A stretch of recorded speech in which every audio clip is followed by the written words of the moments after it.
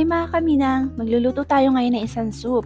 Medyo kakaiba to dahil meron siyang sour, sweetness, maanghang, may saltiness. Basta masarap siya. So samahan niyo ako, lutuin na natin tong dish na to. Welcome to Minang's Kitchen!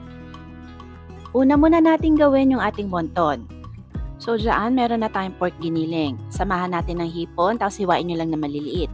Samahan na rin natin ng minced garlic and onions, tapos itong ating hiniwang dahon ng sibuyas. Para naman sa mga pampalasa natin, lagyan natin ng asin, ground black pepper, chicken powder, soy sauce, at saka lagyan natin ng harina. Tapos haluin natin yan na maigi hanggang makasigurado tayo na nakombine na natin silang lahat.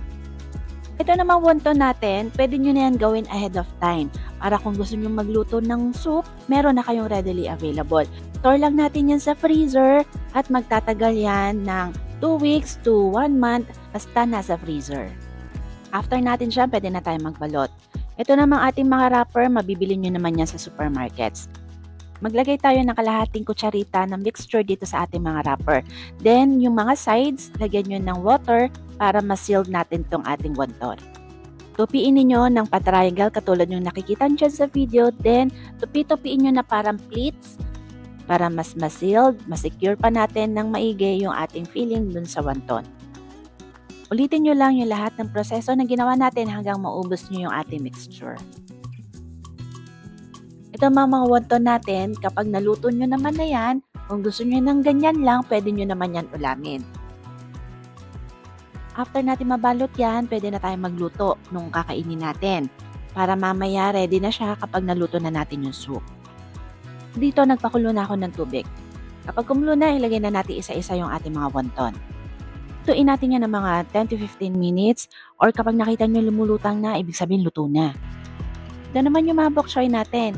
Yung pinakailalim, hiwain nyo ng pa-quarter para kapag kakainin na, madali natin mapaghiwa-hiwalay. At para matipid, ibablansya na natin tong ating mga bok choy dito sa niluluto nating wonton. So after a few minutes, pagluto na yung bok choy, hanguin na natin, pati yung wonton, then itabi muna natin. So okay na yung wonton natin at saka bok choy, pwede na tayo magluto ng soup. Gagamit tayo dito ng ibang kaserola. Tapos yung apoy natin, ilagay sa medium flame. Maglagay tayo ng kaunting mantika sa ating kaserola at kapag ready na yan, pwede na natin igisa itong ating chopped onions hanggang maging translucent. After that, magkasunod natin ilagay yung ating minced garlic and ginger. Gisahin natin yan hanggang sa lumabas yung kanyang aroma. Kapag naamoy nyo na, pwede na natin ilagay yung ating red curry paste. Ito naman readily available yan, mabibili nyo sa supermarkets and groceries. Ito naman kaya natin iginigisa para mas lumabas pa yung kanyang flavors. Then, maglagay na tayo ng ating chicken broth. Pinakuloan ko lang yung ating mga chicken bones para dito sa ating broth. Pwede naman kayong bumili sa mga groceries kung gusto ninyo. Tapos, isama na natin itong ating coconut cream. Timplahan na natin ng patis at ng asukal. Haluin muna natin yan bago natin ilagay yung takip ng ating kaserola. Pagkatapos, aantayin na natin yan kumulo. Ayan, kumukulo na. Ngayon, tikman na natin para makapag-adjust kayo kung ano pa yung kulang sa mga panlasa ninyo. Dito, naglagay lang ako ng konting asin.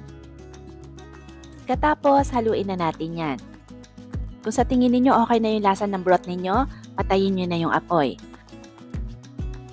At yung huli natin gagawin, pipigaan natin to ng lime. Haluin natin para makombine yung ating lime dito sa ating broth. Pagkatapos, ibuhos na natin tong ating broth dun sa ating wonton.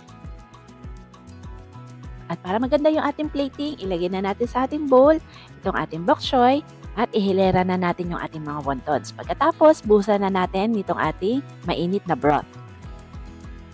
At ito na mga kaminang, ang aking version ng red curry wonton soup. I-garnish pa natin to ng chilies, spring onions at saka ng basil.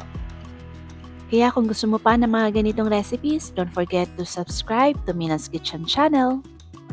Okay, kain na!